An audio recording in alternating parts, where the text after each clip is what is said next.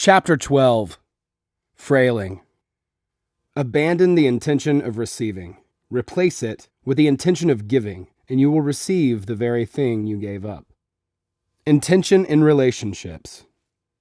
We tend to measure our success in life, on the one hand, by the level of our achievements, and on the other, by the volume of problems we have amassed.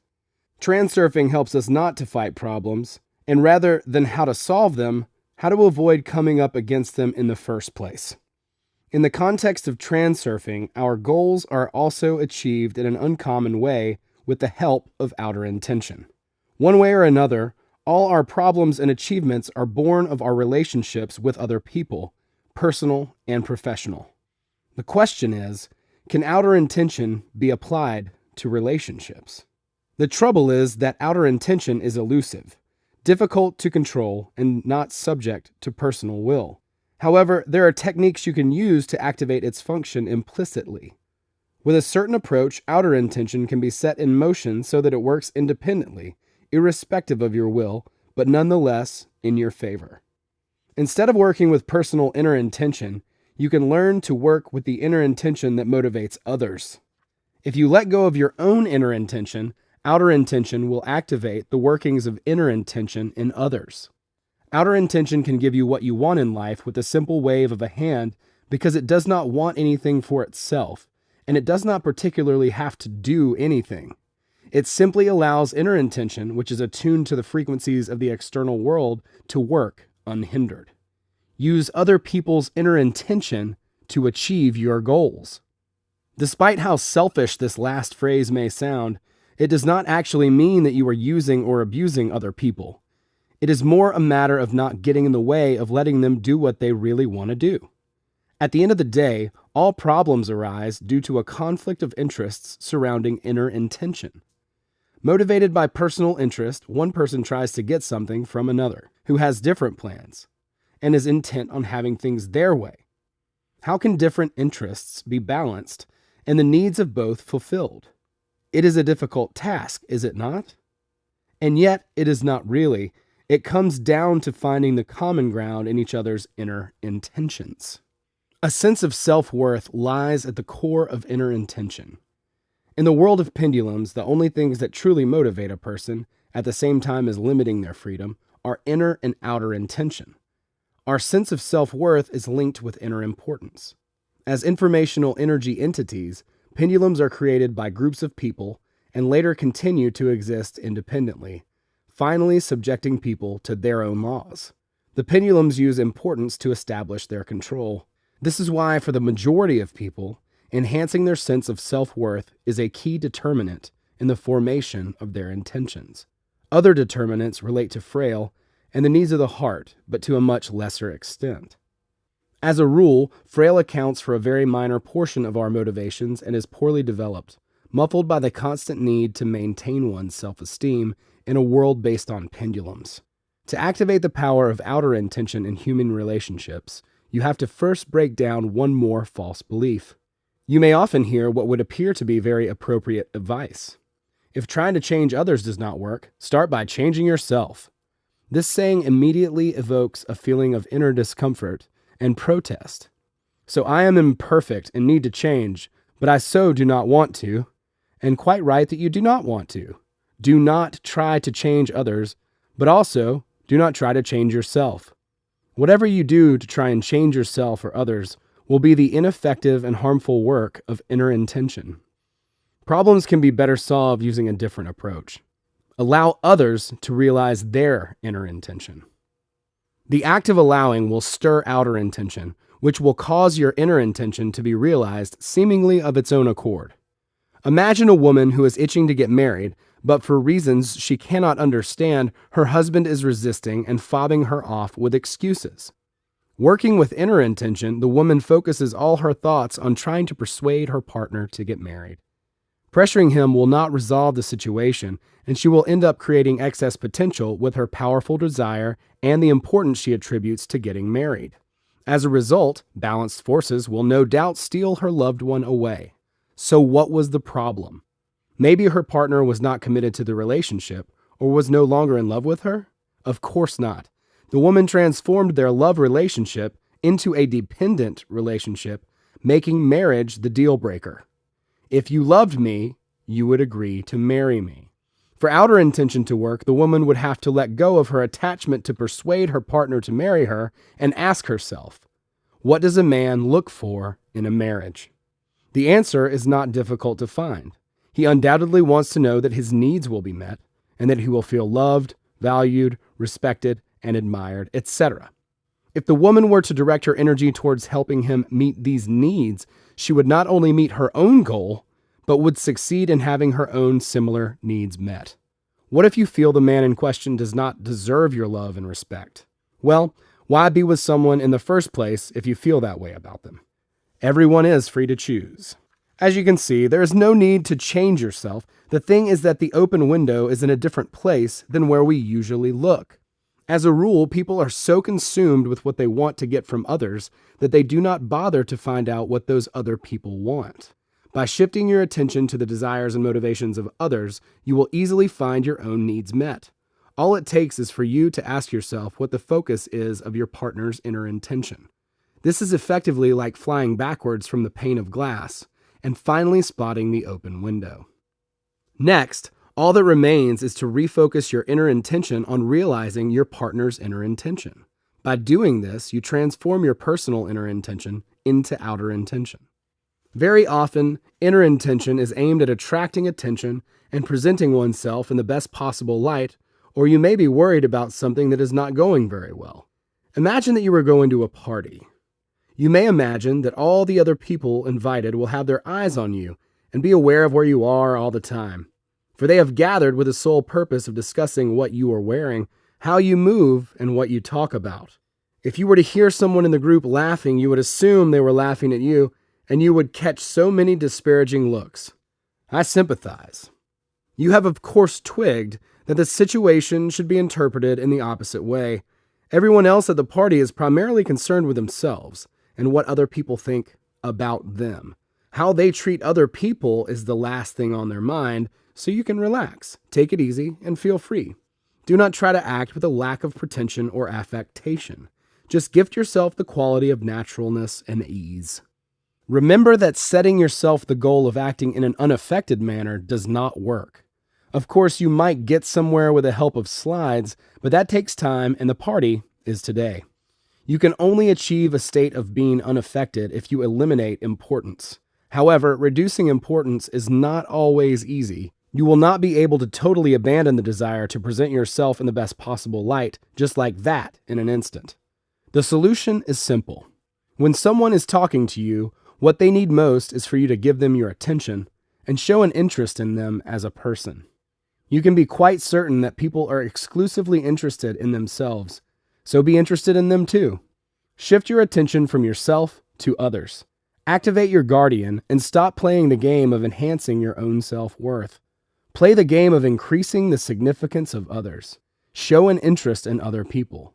Listen to what they have to say and observe. You do not need to curry their favor, just go with the flow. As soon as you shift your attention from self to others, the excess potential of your own importance will fade automatically. Then you will succeed in behaving naturally.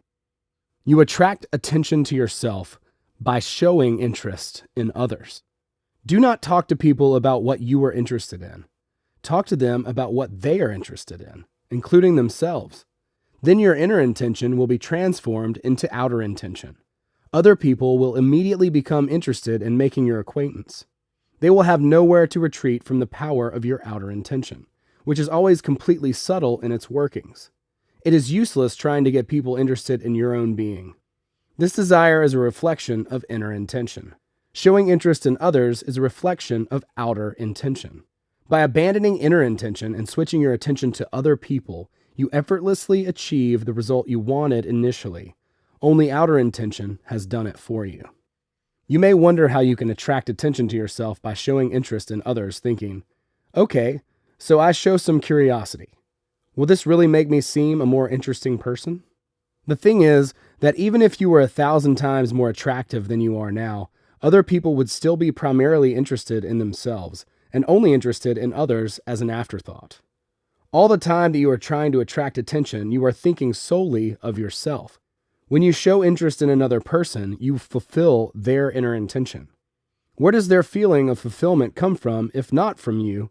And having realized that, who else would that person then be interested in if not you?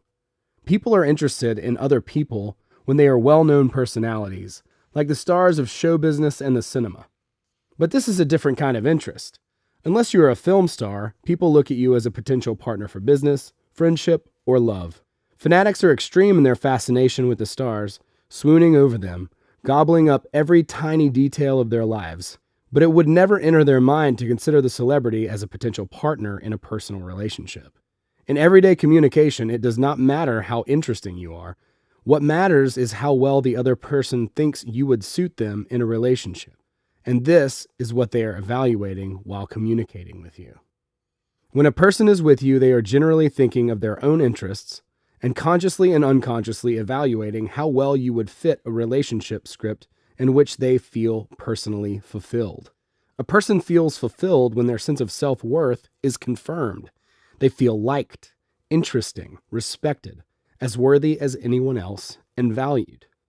Now consider what the result would be of imposing yourself on someone in one case and showing interest in someone in another. Naturally, you will fit all their criteria if you fulfill their need for confirmation of their own self-worth.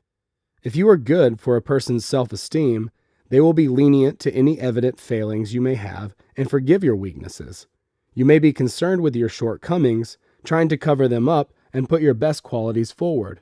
But this is the last thing on the other person's mind. I repeat, your positive qualities and failings are not your partner's prime concern. The sense of self-worth they experience when talking to you, however, is their utmost priority. You might be gorgeous in all respects, but that will not help you in the search for a friend or partner. On the contrary, many stars suffer from loneliness. Your superb qualities may even set limitations on your search for a partner.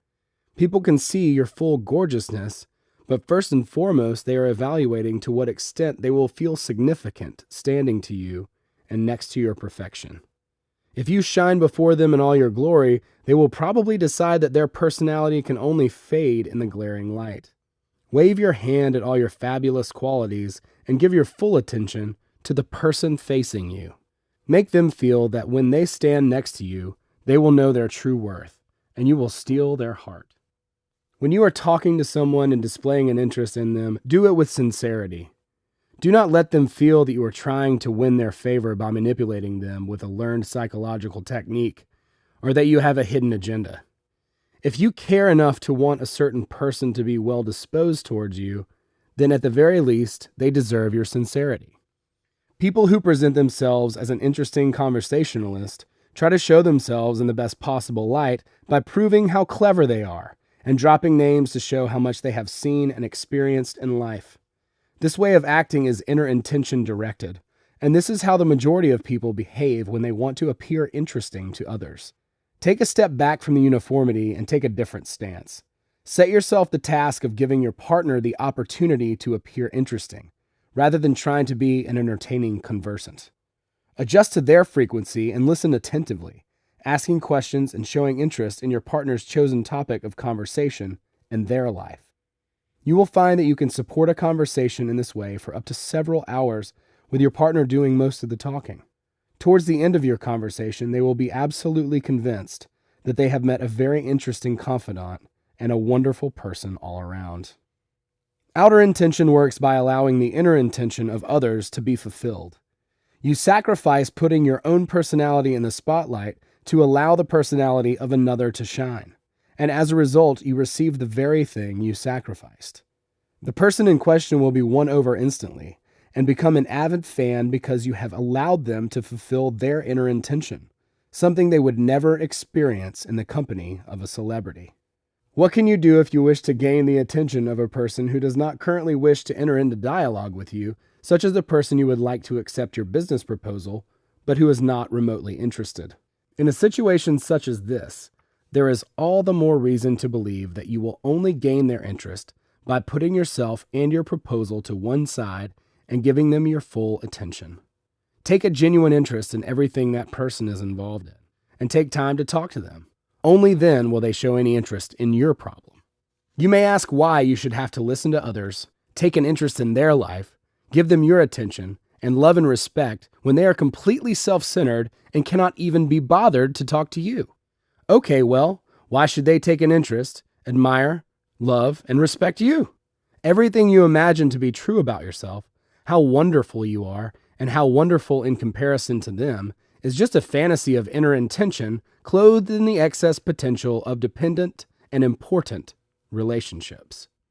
Your inner intention is to be worthy, but you will only become genuinely significant in the eyes of others if you abandon your inner intention and allow the inner intention of others to be fulfilled instead.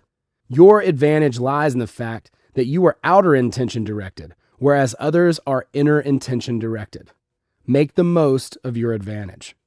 Generally speaking, when you want something from someone, you should bear one universal principle in mind. Let go of the inner intention to receive and substitute with the intention to give. It is very easy to do. If you want someone to respect and acknowledge you, do not wait for their respect. Treat them with respect on your part. Make them feel that in your eyes they are important. If what you need is compassion and gratitude, do not expect others to give these things to you. Participate in other people's problems and look after them with sincerity. If you want to be thought attractive, it will not happen just on account of a pair of beautiful eyes. Show someone else that you find them attractive by definition. If you need help and support, be the one to help someone else. That way you increase your worth and will not be the one left owing. Finally, if you want to find mutual love, abandon possessiveness and dependent relationships. You will find love if you can be the one just doing the loving without expecting anything in return. This kind of love is very rare, and no one can resist it. In all these cases, you will inevitably receive the very thing you let go of. There is one more question. How can you make someone do what you need them to do? You can force a person to do something with inner intention if you are in the necessary position of power. You can also persuade a person that it is essential that they do a certain thing. However, outer intention offers the most effective method. Arrange things so that it corresponds to their goals and aspirations. Ask yourself how you can connect what you want with another person's needs. Start by defining the other person's needs, what they strive for, what they lack, be it money, power, the respect of others, a sense of fulfillment from work well done, care for their children, prestige, a leading role in their team, social recognition. All these things are variations on the theme of self-worth. Everyone feels bad about themselves when they feel they are of little significance to the world. When a person does not feel needed or worth anything, they naturally try and increase their sense of self-worth. When a person achieves a result, they feel more confident and ready to set new tasks as the bar of their self-worth is raised. There's nothing wrong with this. No one should be judged for their desire to feel more worthy. Everyone is trying to increase their sense of self-worth. They just go about it in different ways. On the contrary, it is much worse when a person stops developing and does not want anything at all, although this happens very rarely. Usually people are in some way dissatisfied with their current position in life, and so strive for something, however modest. So work out how the task that is important to you might improve that person's sense of self-worth. Then present the task to them in the context of how it would increase their stature. Allow a person to feel more valued, and they will experience greater faith in themselves.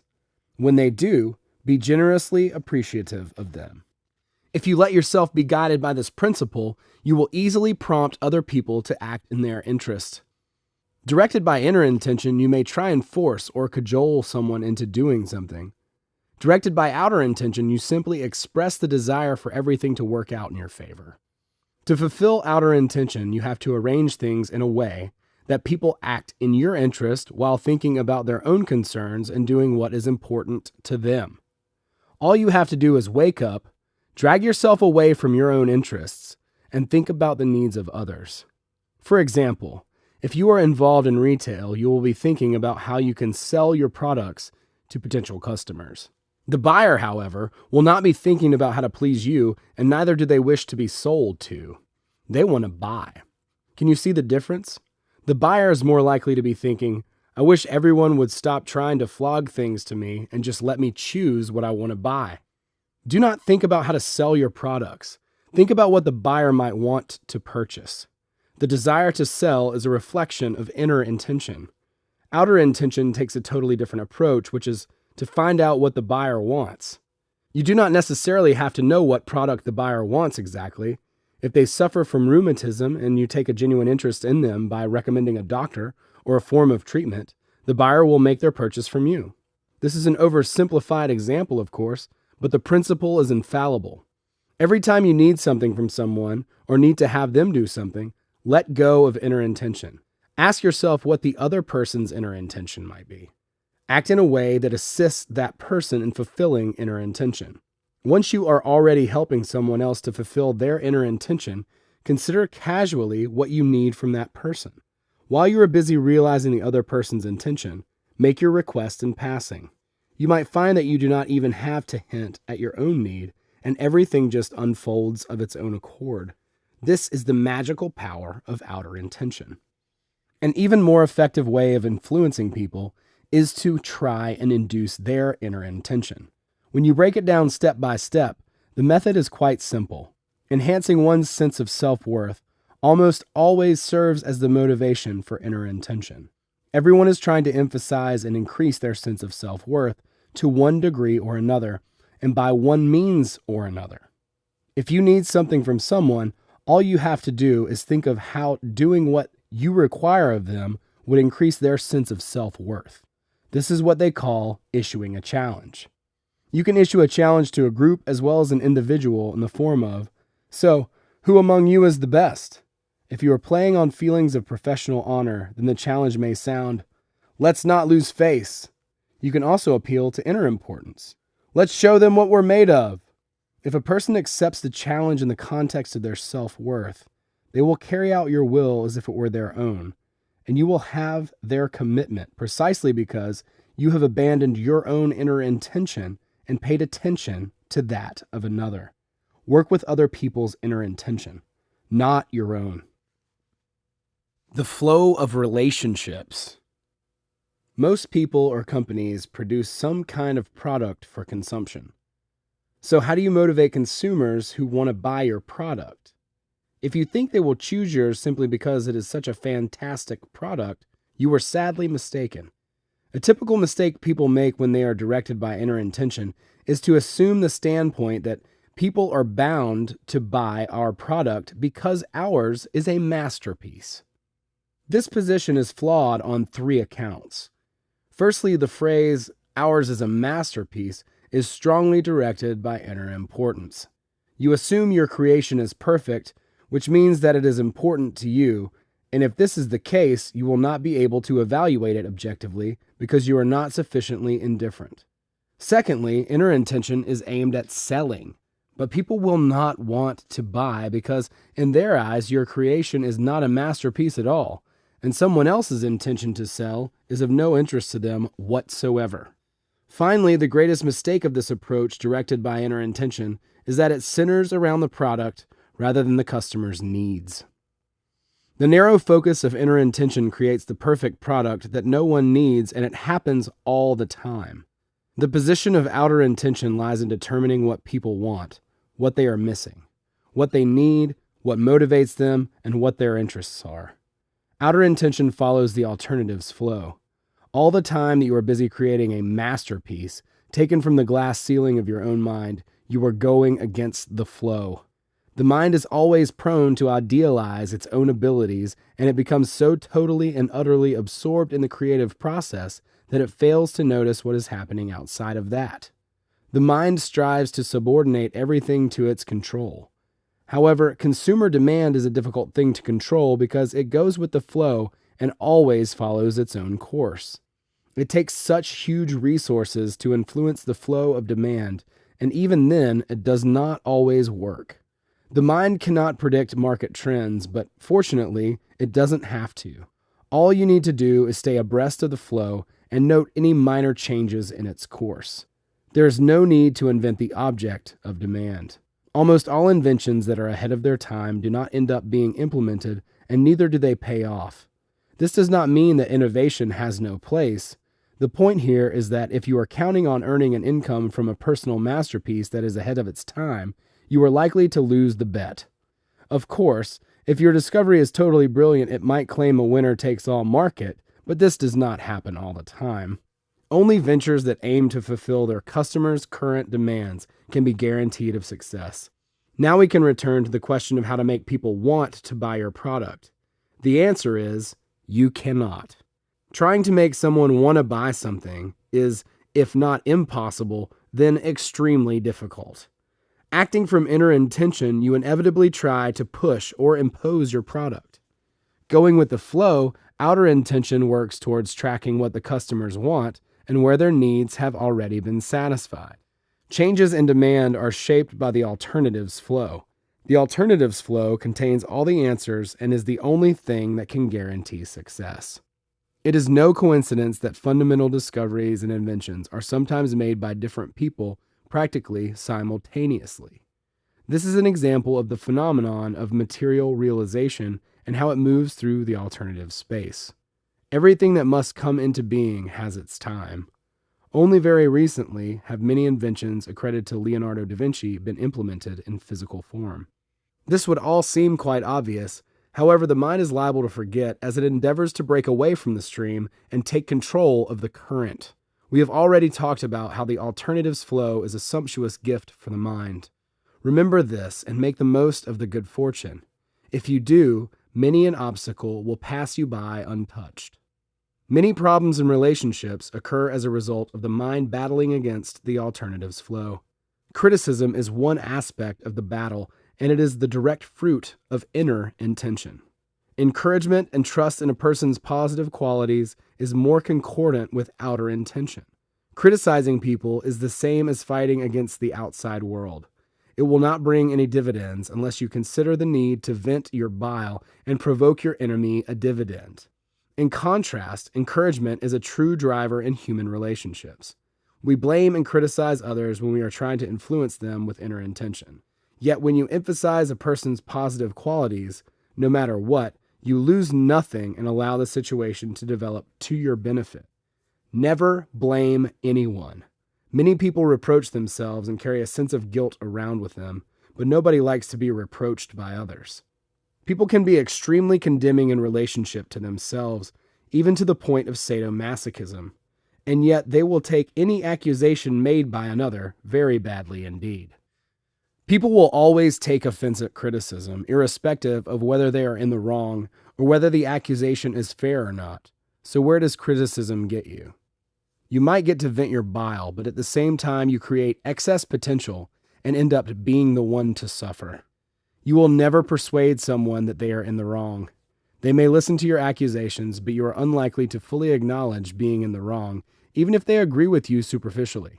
You may be successful in asserting yourself at someone else's expense or at establishing your power over them, but not without adopting the role of manipulator. If this is not your goal, abandon criticism and blame. When you are disapproving of others and find them at fault, you are in effect slapping your hands about on the water, trying to swim against the current. When you resign yourself to other people's shortcomings and concentrate on their strengths, you go with the flow, which is immensely beneficial. Unless it is dozing, your guardian will always find an explanation for the behavior of the person you wished to judge. As the inner witness, your guardian will stop you from leaping headfirst into the game and starting a dispute or quarrel. Stand back and observe the game as a spectator. Remember that criticism only causes harm, and go with the flow. Blame and criticism can never lead to anything positive because they catch a person off balance and knock them off the course they were following. Everyone is guided by their own motives and aspirations and is in a flow that is carrying them in the direction of a specific goal. When you encourage a person, no matter what, you urge them in a favorable direction without making them lose the flow or undermining their innermost hopes. When you encourage someone, nobody's rights are impinged upon and nobody's pride is knocked. Your interests become one and their desires run parallel to your own. How do you feel when you are criticized? You probably either refuse to take the criticism on board or try to convince yourself that the criticism is well-founded. In neither case do you actually accept the criticism outright unless of course you have developed your own personal guilt complex in the meantime. Criticism can spur you on or make you behave as you should. However, only the mind can be coerced. It is impossible to force the hand of the heart. The heart will always either do what it wants to do or hinder the mind from doing what it thinks it should do. Criticism makes the heart an enemy of the mind. Encouragement makes it an ally. Encouragement is a creative force. Criticism is a destructive force. The successful applicants for business management positions are not the managers who focus on criticizing poor quality work, which any idiot can do, but individuals capable of creating an atmosphere of enthusiasm in which people are motivated to work efficiently. People feel driven to work hard and contributing to a common goal when they feel their individual worth is being valued. Arguing to the end to prove your point is a sure way of making enemies. We have already discussed how senseless and harmful it is to try and prove you are right at any cost in the chapter The Alternatives Flow. If the argument is critical and your interests in no way allow you to step down, then go ahead and argue. In all other cases, leave the job of exercising the right to slap your hands around in the water to others. Winning a debate will never pay dividends. Your enemy, however, will benefit from your efforts. No one will ever thank you for pointing out that they have been talking rubbish with absolute confidence, and if they do, it is only because they have a tendency for self-flagellation and a heightened sense of guilt. Yet, what good is winning one over on a person like that? If it is not going to compromise your interests in any way, allow others to freely state what they feel they cannot agree with. You, on the other hand, will avoid creating excess potential and battling against the current. People who argue are usually oblivious to anything else but the game. They are in such a deep sleep that they cannot be awakened. To protect yourself from being drawn into the game, you have to wake up and switch on your inner guardian. If several people are taking part in a debate, come down into the auditorium and watch the performance from there. There is a huge advantage in playing the role of the judicious spectator. While everyone else is trying to fulfill their inner intention, insisting on their personal opinion, you have flown backwards from the window pane and are taking a good look around. You will see a solution that would not have occurred to any of the other disputants. Do not try and force it upon them, though. All you can do is make a suggestion.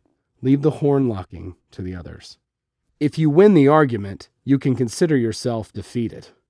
Even if your opponents have formally acknowledged that you are right, you can be sure that in their minds they have found numerous informal arguments in their own favor. Whatever the case, the one who loses the argument takes a knock to their self-esteem, and who delivered the blow?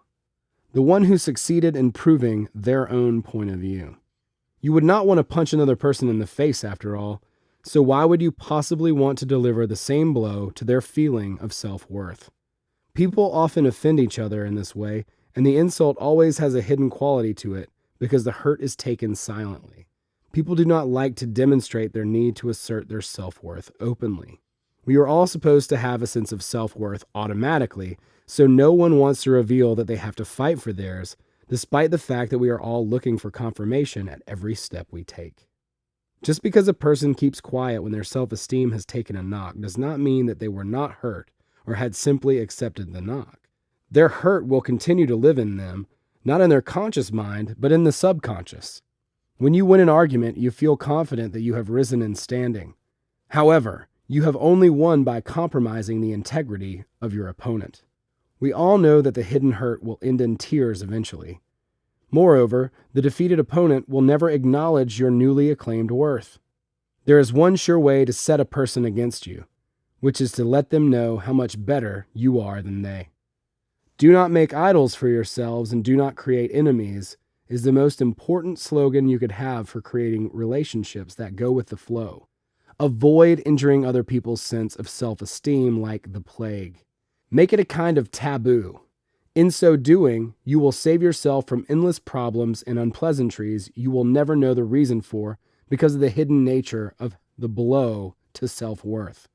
What the person arguing with you is really trying to do is protect their own sense of worth in one way or another. So meet them halfway. Agree with what they are trying to say. And by agreeing, you will have given the person what they wanted, enabling you to calmly express your point of view without having to insist or prove anything. When you take this approach, you not only go with the flow, you implement outer intention. The results will be beyond compare and far superior to anything you could have achieved via sophisticated intellectual contrivances. It is essential that the tone of the conversation be set to one of agreement from the very beginning. If the first thing a person utters in response to your opening phrase is no, you can consider that trying to convince them of anything is totally out of the question. The person you are talking to has taken a different turning, and there is no chance of them now going with the flow together with their conversation partner. It is important to start a conversation in such a way that the first word a person says is yes. Never begin a conversation with a sensitive issue. It does not matter what topic of conversation you choose to start with, as long as your conversant agrees with you. Later, you can smoothly navigate the conversation toward more contentious issues. There will now be a much greater chance of achieving the outcome you desire, because by inertia, both are moving in the same direction and going with the flow. The thought energy of the conversants will avoid being brought into dissonance. If somewhere you have slipped up and are expecting to be blamed fairly, try not to get all prepared to defend yourself. Come forward in admitting your mistake. Then, the person who had intended to vent the wrath of justice upon you is likely to take a more generous and gracious stance. In this instance, the saying, "attack is the greatest form of defense," does not apply. You have effectively agreed in advance with your opponent's line of argument, giving their intention the green light. Your anticipatory submissiveness realizes their inner intention to put you in your place at the same time as increasing their own magnitude. Because you have taken the step voluntarily without being forced into it, your self-esteem will not suffer in the slightest. You end up killing two birds with one stone. You increase the standing of your opponent, for which they will be grateful, and you keep your own integrity. By defending yourself and trying to justify your mistakes, you end up rowing against the tide and giving your energy over to pendulums. Whatever the circumstances, the desire to justify yourself comes from heightened inner importance. Lay down this crippling burden, give yourself the right to make mistakes, and allow yourself to make them. Do not justify your mistakes. Acknowledge them, and you will immediately feel relieved. In the chapter, The Alternatives Flow, I mentioned that irritating comments other people sometimes make can actually be very helpful. Other people's suggestions that you may at first have been inclined to take coldly can in the end turn out to have more sense than you initially thought. The comments and suggestions of others only hurt if we have somewhere heightened inner importance. Drop importance and stop fighting the current. Accept that the other person was right, or at the very least, try to bear it in mind. Tell the person that they were right about what they said, and you will see the result. You are not obliged to say anything, but do it anyway. You have nothing to lose. Everyone makes mistakes, fools and thinkers alike. But unlike fools, people with brains can acknowledge their mistakes. By admitting aloud that the person was indeed right, you win their good grace. People live in an aggressive world of pendulums, where at any moment they may be forced to stand their ground and protect themselves. Suddenly, you are offering to do that for them. In this moment, the problem of having to defend their position to you is preempted. They immediately feel a sense of relief and are grateful for the assistance afforded during battle. You are no longer a potential opponent, but an ally. All this information passes through your partner's subconscious in a matter of seconds. People think in exactly the same way in lucid dreaming. If, however, you practice mindfulness, you will find it easy and even fun to adopt the role of witnessing other people's right-mindedness. When someone turns out to be right, other people usually just keep quiet, whereas you openly express your opinion that the person was right. For that person, the moment will have huge significance, and they will feel indebted or at the very least grateful to you, although for the most part, the realization will be subconscious. Imagine what a jungle we live in. People have to be constantly on the lookout, ready to spot potential opponents, even in relationships that, on the surface of things, look relatively friendly. Everyone puts themselves first and is ever ready to defend themselves. This is no over-exaggeration. It just seems that way because we have long become used to the current state of affairs. Given the nature of the environment we live in, you can become a real treasure for those who are already tired of the battle. Can you just imagine how many allies you could find? All it takes is to ditch importance and not hold back in acknowledging other people when you know that they are proven right. Your advantage is that you act with conscious awareness, whereas other people are asleep and will therefore never thank you in return. If they could wake up and express their opinion or attitudes mindfully, you would hear them say something along the lines of, "Yes, this person is far from stupid. They are nice. I would like to get to know them better. What a sweetie." No one will say these words aloud, and they may not even say them to themselves, but this is what their subconscious feelings would sound like if they could be expressed.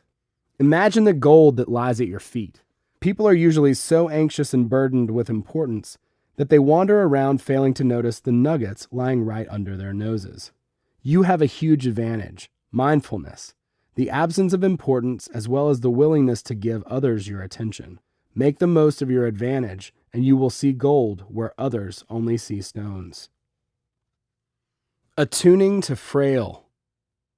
When people communicate with each other, they tend to make adjustments and allowances to take account of the character, temperament, intellectual level, and manners of the person they are talking to. If two people cannot adjust to each other's differences, they will not achieve a level of mutual understanding, and any communication between them will be no more than empty words and hot air. You cannot achieve mutual understanding without attuning to the frequency of your partner. The term attuning to the frequency of your partner is, of course, purely customary. You know by now that I am using an oversimplified model for the sake of convenience. It does not matter too much how exactly the attunement takes place on the physical level. The essential idea is that every individual is bestowed with a unique range of personality characteristics, which we refer to in transurfing as frail. When you manage to establish a close connection with another person, you are actually frailing, i.e., attuning to that person's special characteristics. How successfully you are able to communicate with another person is directly dependent on how well you have been able to grasp the essence of your partner's frail. Frailing is not as difficult as it might sound. Giving your full attention is the most important aspect to successfully attuning to another's frail. Without the power of attention, there can be no question of even beginning to attune to each other's frequencies. On the one hand, this is an obvious thing to say, and yet, as a rule, people forget it, and in conversation with another concentrate solely on their own thoughts. A successful businessman once said, "Everyone wants to offer me something, but no one ever asks me what I need." People who want something from another are usually concerned with their own problems and wondering how they can solve them with the help of other people. This is pure inner intention. Accordingly, if you think about what other people want, you activate the functioning of outer intention. How can you connect what you want with the needs of another? First of all, you have to consciously focus your attention on their interests. Shift your inner sight from yourself to your conversation partner. A person will only be interested in delivering a counter question in the context of their own problems and aspirations. Your thoughts are currently focused on what you want, but this is of absolutely no interest to anyone else. Is it really of any significance to you what others want? They feel exactly the same way about their own concerns. They do not really care about anyone else's needs. So the only way of finding a common language and understanding your partner's wavelength is to lead the conversation within the context of the other person's interests. You are sure to have mulled your own problems over for more than long enough. Now switch your attention to your partner's concerns. Set your partner's intention at the foundation of your communication and only build your own concerns on top. For example, you might want to take a holiday in August. It is essential that you take a break. You are thinking of your interests. What does your boss think about you taking leave? He's thinking about your work and not even remotely interested in your need for a holiday. There are two ways around this. The first is to go up to your boss and start groaning about your problems and needs. The second is to explain that your workload is expected to increase in September, and so you would like to take a break in August to be back at work and working efficiently by September. Which approach do you think would be more effective? Your boss might suggest that you wait and take a break in October, but likely as not, he will agree with you because he hears a suggestion expressed at his own frequency.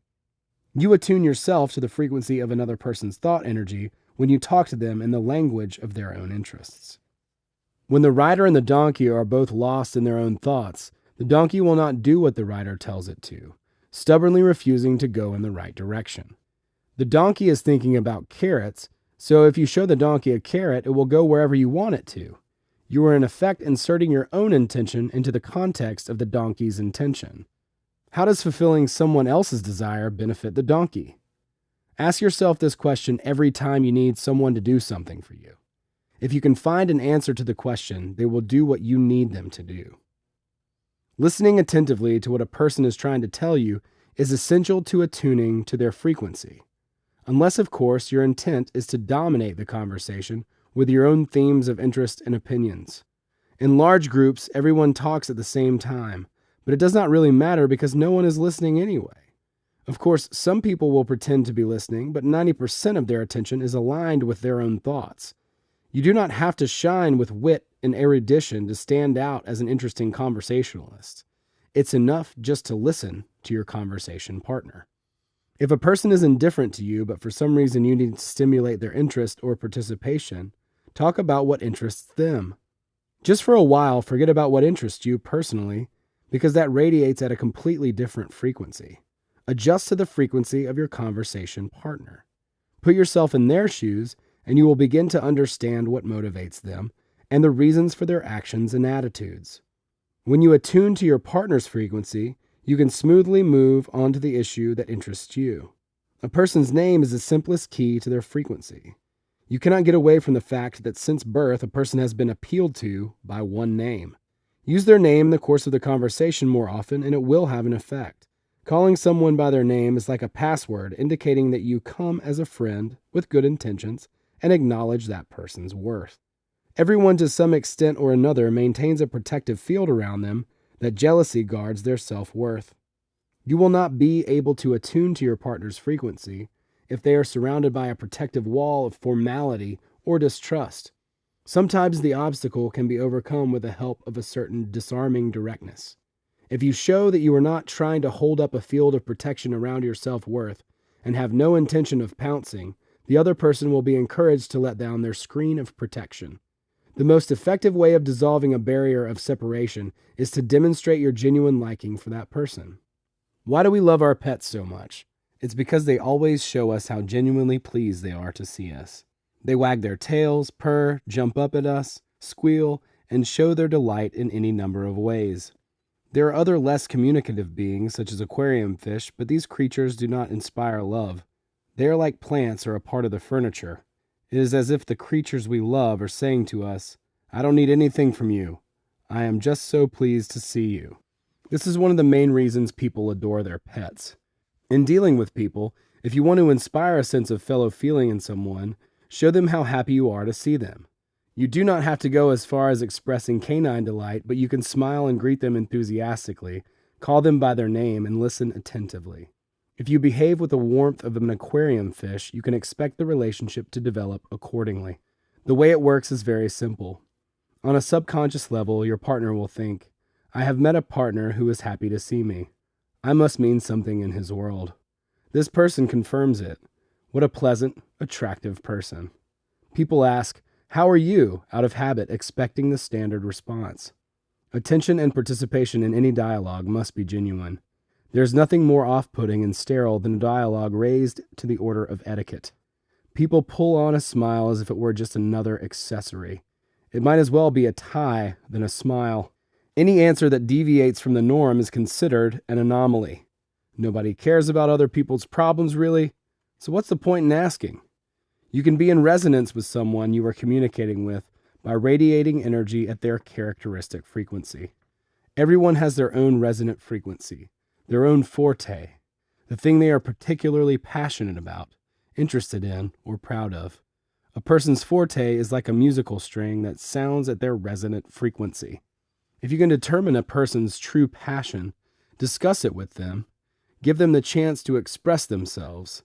This is the most effective way of establishing a connection with someone. If you can catch the thread of their forte, wooing them will be easy. You can easily win a person's favor by asking for their help with some difficulty, or asking them to do you a small favor. When you ask your partner for a favor, you abandon your own importance and increase theirs. Your partner will feel more significant if you convey that you need their help and give them an opportunity to express themselves, emphasizing their significance. If the person can provide you with the service you requested, they will feel needed when they are with you, and you will no doubt win their favor. The feeling of personal self-worth means a great deal to people. Anyone you manage to inspire this feeling in will remember your generosity to the end of their days. No doubt you are still grateful to people who have valued your strengths in the past. You might think that I exaggerate the significance of self-worth, and it is true. If you look at people from the point of view of frailing, it can seem like everyone considers themselves king. Nonetheless, self-worth plays an essential role in shaping human behavior and motivation. What do you think causes a person to feel the most hurt? Perhaps when they feel ignored, insulted, or beaten, or maimed? No, a person is wounded most deeply when they are degraded. Aside from life itself, people cherish nothing more dearly than their sense of self-worth.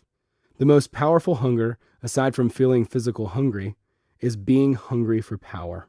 This naturally represents the extreme and final stage of the battle for self-worth. Not many people get to this stage, and yet, when there is nothing more a person could wish for in a material sense, they are left with a battle for power.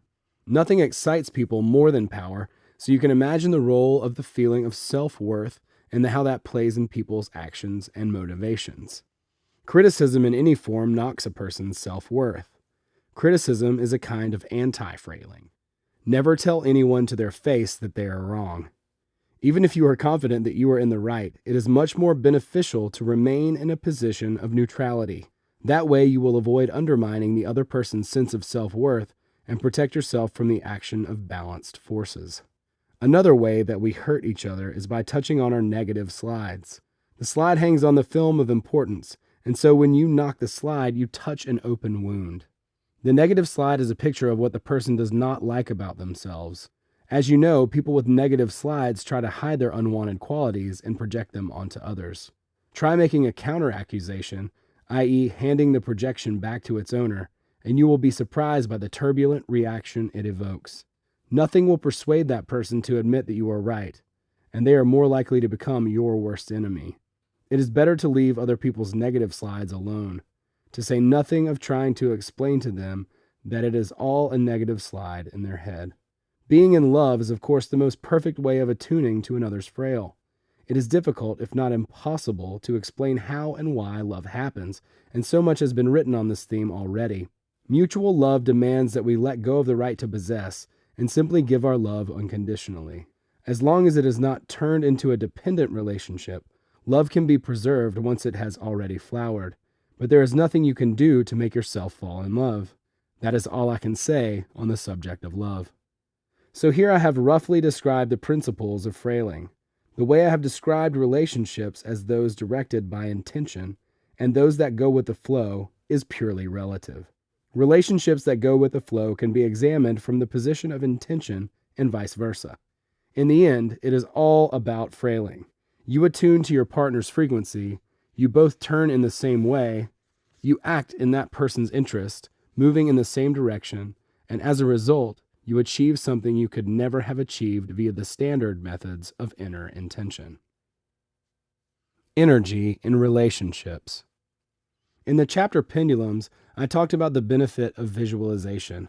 Just to remind you, the essence of visualization is the following. Let us suppose that someone is causing you a problem, annoying you, or even attacking you. Or perhaps the situation is the opposite and you need something from someone. If this is the case, you need to roughly determine what is driving that person, what is eating at them, and what they are lacking. Health, confidence, inner calm. Everyone has something that eats away at them, even if it is something relatively small and bugging, especially if that person is causing you problems, or it may be causing them a problem. Now imagine a situation in which that person receives exactly what they need. For example, imagine that person doing what they love most, the thing that gives them a feeling of pleasure, fulfillment, and peace. There is no need to think too hard about the details of the favorable scenario. Just visualize the first picture that comes to mind. They might be sitting at home by the fire with a glass of beer, swimming happily in the sea, wandering through a valley of wild flowers, riding a bicycle, or jumping for joy. If you manage to please this person with a picture in your mind, they will become well disposed towards you, seemingly for no reason, and will do what you ask of them or ease the problematic situation. What is really happening here? It is pretty much the same as watching a good film, and by that I mean a film that conveys a sense of the joy of life. You watch a film like that and you begin to feel good, and your heart is filled with a light of festive feeling. The film creates a celebration for the soul, both on an intellectual and an emotional level. Beneficial visualization also creates this feeling on an energetic level. If you have been able to successfully attune to a person's frail and guess what their needs are, they will feel as if a comforting wave has suddenly come over them. The difference between the feeling of celebration on an intellectual and an energetic level is this. When a person receives the energy delicacy of your visualization, they experience a comforting feeling without being aware of its source. That does not actually matter. The important thing is that the person will now feel comfortable when they are with you, and you will have won their goodwill. It is important to remember that a beneficial visualization like this should be carried out with sincerity by uniting the heart and mind. If you genuinely wish the other person well, the effect can be quite substantial. As you know, it is the abundance of free energy that makes a person charming, magnetic, powerful, and charismatic. People mostly pick up on the energy of a powerful personality subconsciously. Depending on whether the person's energy is softer or harsher, they will come across as more or less charming or powerful. In any case, the force of a person's energy is proportional to the volume of free energy they run and the strength of their connection between their heart and mind. The excess of free energy overflows in a fountain and is felt by others. Free energy is programmed by thought. The closer the strivings of the heart and mind, the purer the programming will be. It is no coincidence that strong personalities come across as having strong integrity and wholeness. As I have already said, charm is in fact mutual love between the heart and mind. When the heart is let out of its box, it makes a person more attractive and magnetic. Their attractiveness lies not so much in their personal power as in the connection between their heart and mind. This is what people are lacking, and so they feel drawn to such people as moths are drawn to the light. On an energetic level, charm represents the energy a person radiates when they have union of heart and mind. If the force of their energy fountains is great enough, they will literally shine with inimitable charm. People with heaps of charm live in a condition of harmony between the heart and mind that is in accordance with their own credo.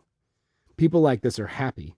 They enjoy life and bathe in their own love without the slightest whiff of narcissism. Other people can sense their constant feeling of celebration. Such people are few and far between, but you could be one of them. You just have to turn and face your heart. Love yourself and set out on the path to your innermost goal. Not only will your personal qualities change, but your body will become more attractive, your face softer, and your smile enchanting. When you are firmly on your target lifeline, your external appearance, i.e., part of the scenery of that sector, will correspond to the characteristics of the energy you radiate when you see your own perfection. This is not as unlikely as it might seem. If you do not believe me, just look through some of the photographs of yourself that were taken when you were going through a dark period in your life. By training your meridians and increasing your energy levels, you will develop the unusual ability to influence people and inspire their goodwill towards you. To become the life and soul of the party, all you have to do is abandon importance and turn on your energy fountains. A person with an abundance of free energy always evokes the interest and goodwill of others. This is particularly evident when free energy is attuned to the thought energy of those present. You might find yourself having a discussion with a group of colleagues or friends. The frequency of the thought energy of those present will be attuned roughly to the same theme as if they were all swaying in unison. Turn on your fountains and let them flood your group. Feel your energy field and sense it expanding to encompass everyone taking part in the discussion. Then your comments will have greater weight, and the other people present will feel the power of your thoughts. When talking to a person one-on-one, you can mentally launch a beneficial visualization for them. If your energy fountains are working at the same time, you will create a most favorable impression. This technique will grant you a huge advantage in situations that require your personal charm or strength, making you successful in negotiations, exams, job interviews, and personal relationships. A favorable visualization is an effective and tolerant means of attuning to the frequency of the person you are conversing with. Energy vampires attune to frail by pulling on painful strings or invading your soul space. Unlike energy vampires, you are not pawing at the other person's frail or draining their energy. They will appreciate it and be grateful to you. Pardon. If you know you have shortcomings that could hinder you from achieving your goal, or think that you lack the necessary knowledge and skills, accept it. Accept yourself just the way you are. Allow yourself the luxury of having shortcomings and lacking the necessary qualities. This will help and give you a sense of relief and inner calm. If you try to hide the fact that you lack the necessary qualities and conceal your shortcomings, they will undoubtedly show themselves at a critical moment. Lack of self-acceptance will always manifest in the form of obstacles. We create the obstacles in our lives ourselves. Firstly, feeling guilty or inadequate creates excess potential, and balanced forces then exacerbate the situation. Secondly, outer intention inevitably realizes your fears. Anything you try to block out will become part of the script. For example, someone will always ask you the one question you fear to answer or request that you demonstrate the one thing you do not know how to do. But worst of all, you will be overcome with tension or freeze up at the critical moment. Where does your free energy go? Your free energy is spent on supporting the excess potential of importance, on battling with balanced forces and managing situations that are fast threatening to roll out of control. The more importance you attribute to your shortcomings, the more insistent the resistance of balanced forces will be.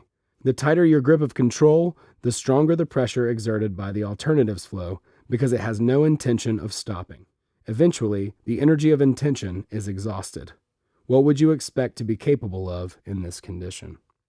Imagine if you had to carry a piglet around with you wherever you went. The piglet would be squealing, trying to wiggle free, and you would constantly be trying to keep it tucked tightly under your arm and somehow quieten it down. Then you would finally let the piglet go and immediately feel free and light with relief. The energy you had been spending holding on to the squeaker would now be entirely at your disposal to channel into other things. The piglet comparison is not as obtuse as it might seem. It is unlikely that you will be able to hide your shortcomings, and so it is better to concentrate on your strengths.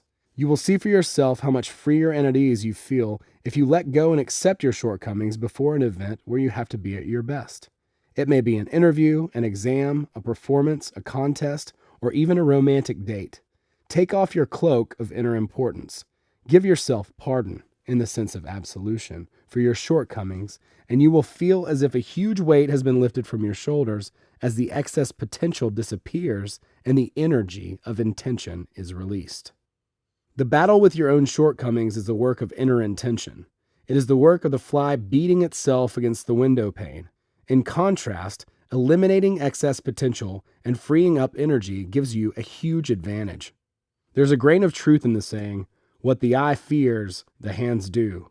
What is better, to be tortured by doubt, to wallow in your hang-ups, to lick your lips in desire and fitfully conceal your weaknesses, or to simply shake off the baggage and calmly fulfill the work of purified intention? If you cannot drop importance, you must at least let go of the grip of control and shift from worrying to taking action. Just begin the process of doing, in whatever way you can. It does not matter whether your actions are effective initially or not. Allow yourself to act badly. The potential of importance will be dissipated in the course of action. The energy of intention will be released and everything will work out fine. Job hunting. To conclude this chapter, I would like to demonstrate how the principles of transurfing, including frailing, work in practice in a situation that is relevant to everyone. You have probably read various sources giving instruction on how to write your resume and how to behave in a job interview. You may gain new and useful insights from the material I am going to share with you here. First, you have to decide which job is right for you. In making your decision, you can rely totally on the method of choosing goals and doors, so there is no need for me to repeat the details of those steps here. You must just keep in mind that you genuinely do have the right to choose and that your potential is only limited by your intention and the level of importance you attribute to it. In the process of coming to a decision about the kind of job that would most suit you, do not think about prestige, the means to achieving it, or your shortcomings. Focus on whether the job is really for you or not. You may have doubts about whether there will be a vacancy for you at the position of your choice. If this is the case, you should be aware that pendulums will create the necessary conditions for anxiety, disappointment, and despair. You must remain aware of this and constantly affirm that you have the right to choose, and that if you make an order, sooner or later it will be delivered. In dreaming, your intention works instantly, but material realization is inert like tar, and so it takes time, patience, and indomitable conviction that you have the right to choose. In a restaurant with poor service, you may have to wait a long time for the waiter, but you are certain that your order will appear eventually. In this instance, I recommend using the following slide. You make your own choice deciding on the kind of job you want, but how you will find it has nothing to do with you. Anything is possible in the alternative space, although pendulums will do their best to convince you otherwise. All you have to do is choose and hold the firm intention to receive your order. Of course, if your financial situation does not allow you to wait, you will have to resign yourself to taking whatever is currently available. That should be obvious. However, once you have work that provides at least a minimum wage, you can make your order for the best and calmly await its arrival. If you enjoy your work but feel a little tense or inhibited, carry a slide in your mind picturing how well you do your work and the feelings of pleasure and self-fulfillment you get from it. If the feeling of tension does not dissipate over time, it is a case of inner discomfort. In this case, it would be worth looking for something else instead. Once you have decided upon the job you would like to have, you can begin running the slide in your mind, picturing that your goal has already been achieved. At the same time, it is essential that you do your part and do not sit around with your arms folded.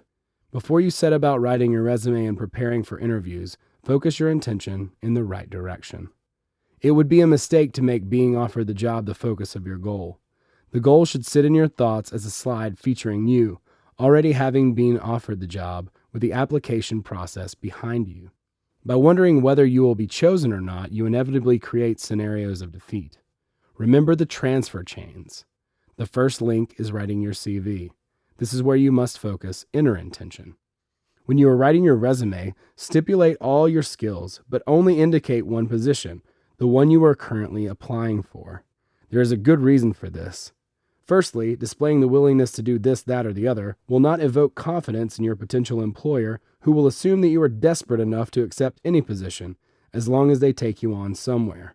Secondly, by setting yourself several goals all at the same time, you spread yourself too thin, and intention is transformed from a firm central core to a formless amoeba. Thirdly, when you take on too much at once, you concentrate excess potentials around you, and as a result, end up with nothing. You have the right to choose, but on each occasion, choose just one quality.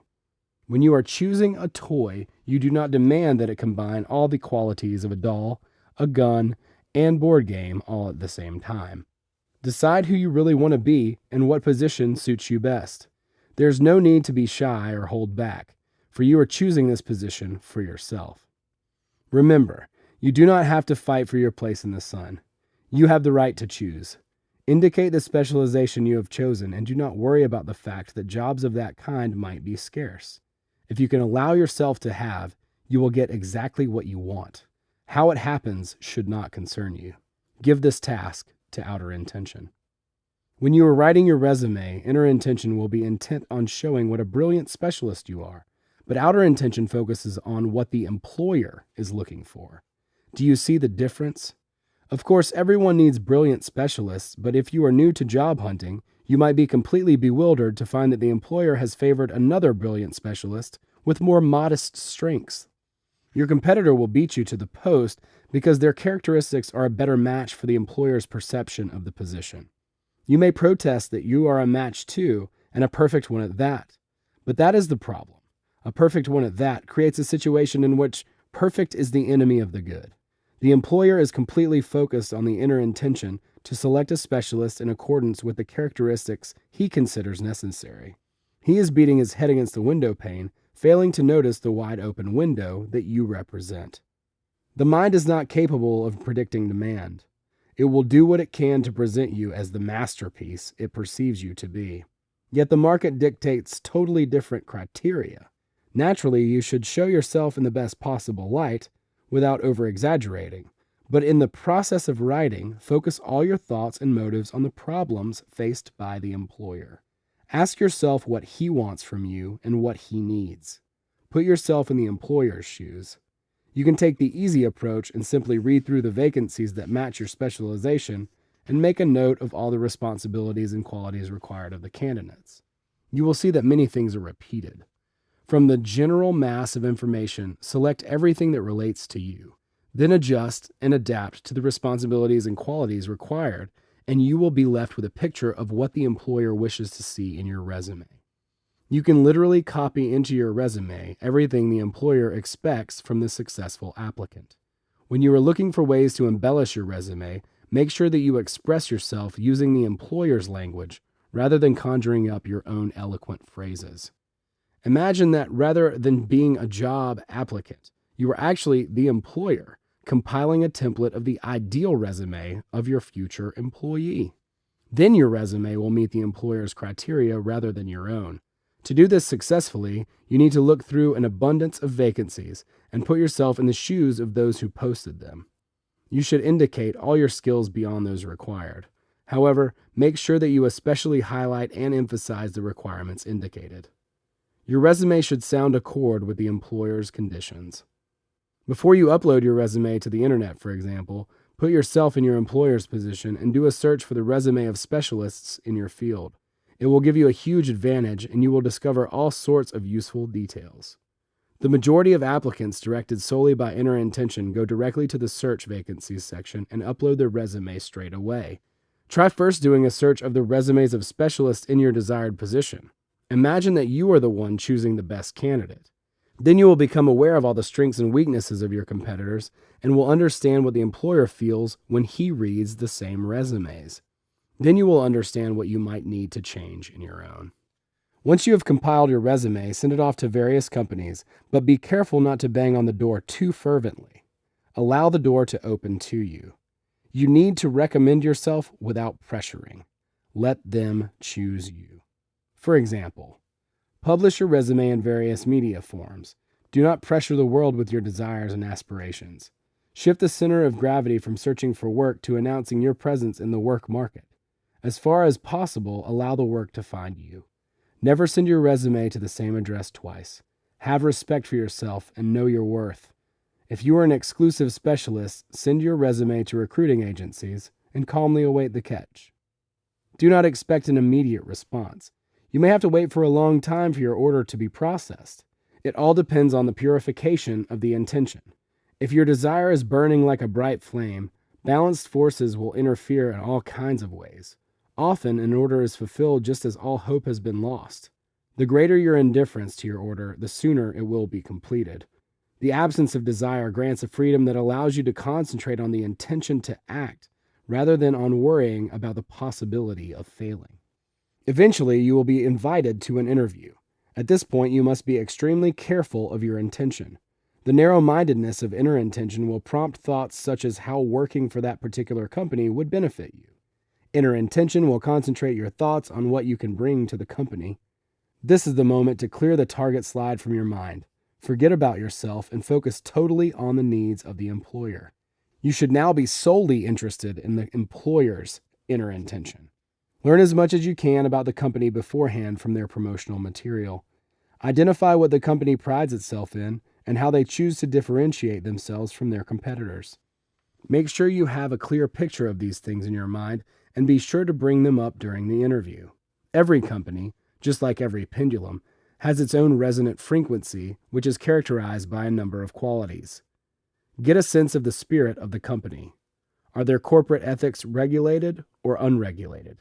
Is the preferred form of in-house communication official or informal?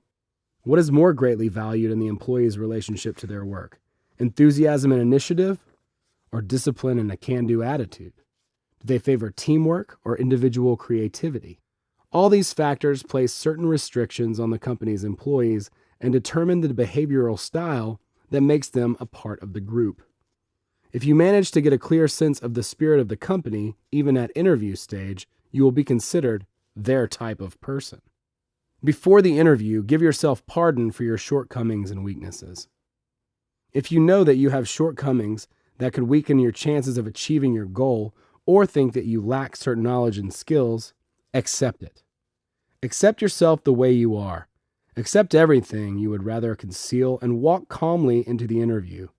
There is no such thing as the ideal candidate, just as there is no such thing as the ideal employer, so you can boldly abandon internal and outer importance. You do not have to justify your actions to yourself or anyone else. Of course, this does not mean that you should not work on your shortcomings, but during the interview, it is essential that you give yourself permission not to be perfect. Everyone knows that it does not help to feel nervous during your interview. People try and control their anxiety with the power of inner intention, but however insistently you try to convince yourself that you are calm, and however much you try not to get anxious, it just will not work. You cannot do anything about your nerves unless you eliminate the cause. Battling with inner panic can make you freeze, and then you will behave like the mummy of an Egyptian pharaoh. The only effective way of reducing stress when you are in the hot seat is to accept the possibility of failure beforehand. The desire to be chosen creates excess potential. The more meaning you attribute to a successful outcome, and the more important the job is to you, the fewer the chances you have.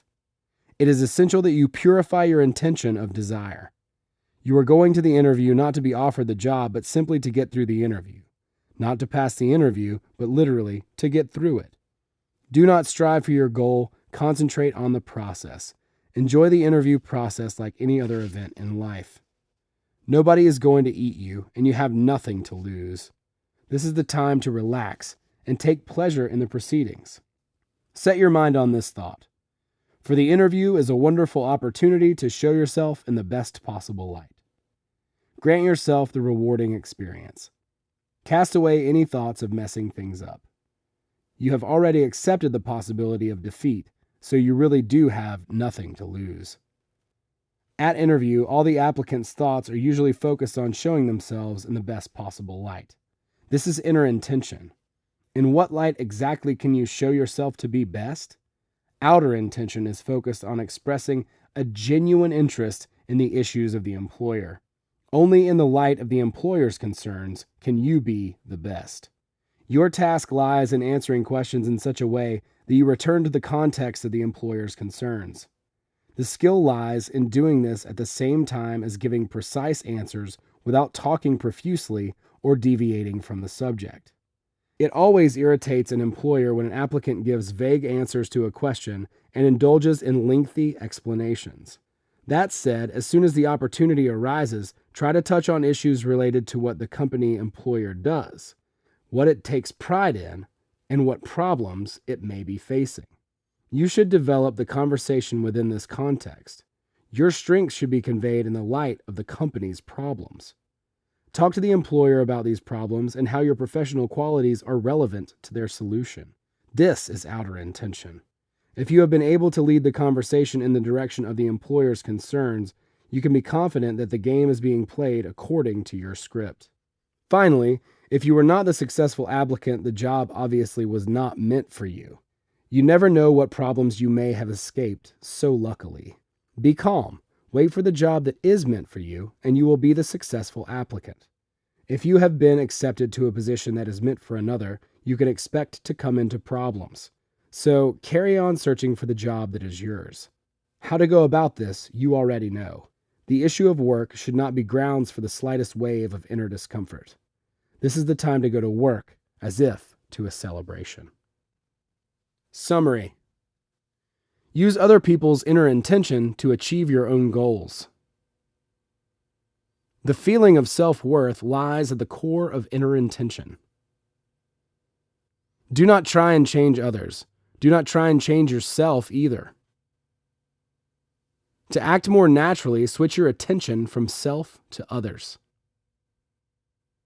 Play the game of increasing other people's sense of self-worth. If you want to attract attention, show an interest in those around you. In conversation, people are not inclined to evaluate how interesting you are. They are evaluating how well you might suit the role of realizing their self-worth. Express your interests in others with sincerity. Outer intention helps you to realize the inner intention of others.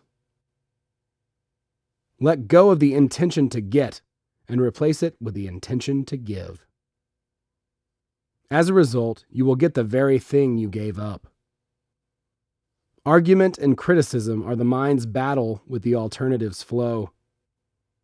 Avoid any action that injures another's self-esteem. At the beginning of any conversation, take a turn with your partner so that you are moving in the same flow direction together. Do not justify your mistakes. Consciously admit them. Adopt the role of defending other people when they are right. A display of genuine liking for someone brings down their protective barrier. Asking a small favor of someone is the best way of befriending them. Healthy visualization creates a condition of comfort on an energetic level. An individual's personal power and influence is proportional to their free energy. Charm is the result of mutual love between heart and mind. Allow yourself the luxury of having shortcomings and lacking strengths. The excess potential of inner importance is dissipated through action.